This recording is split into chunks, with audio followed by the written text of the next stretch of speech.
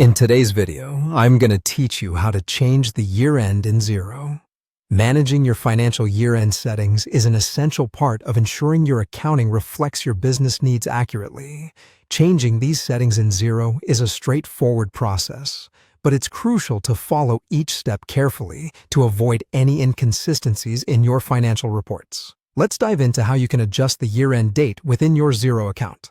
To get started, open your Xero account. If you haven't logged in yet, simply enter your login credentials to access your dashboard.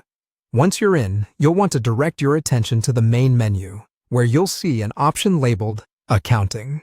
Go ahead and click on Accounting to reveal a drop-down menu. Within this menu, you will find the Accounting Settings option.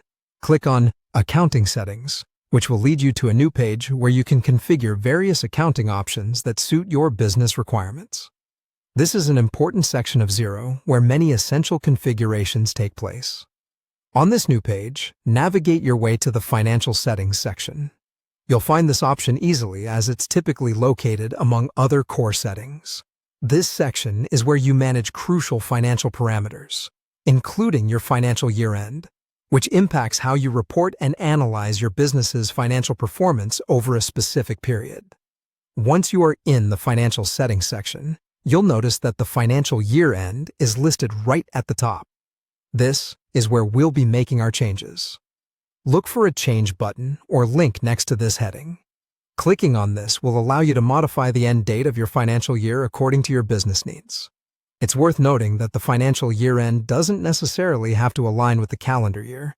Businesses often choose a date that best fits their operational cycles. After clicking Change, you can input the new year-end date. It's crucial to choose a date that aligns with your tax planning and reporting schedules. Make sure you are confident about this new date, as it will dictate the structure of your accounting reports moving forward. Once you've entered the new date, double-check it to confirm that it has been entered correctly. Making sure the date is precise is essential, because this change will affect everything from standard financial reports to potential submissions you may need to make to tax authorities. After you've confirmed the new date is correct, save your changes.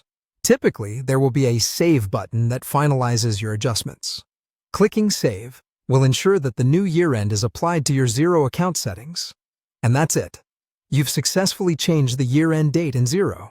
Keeping these settings up to date is vital for maintaining accurate and effective financial records. Thank you for watching, and I hope you found this tutorial helpful. Be sure to check out our other videos for more tips and tricks on using Xero effectively.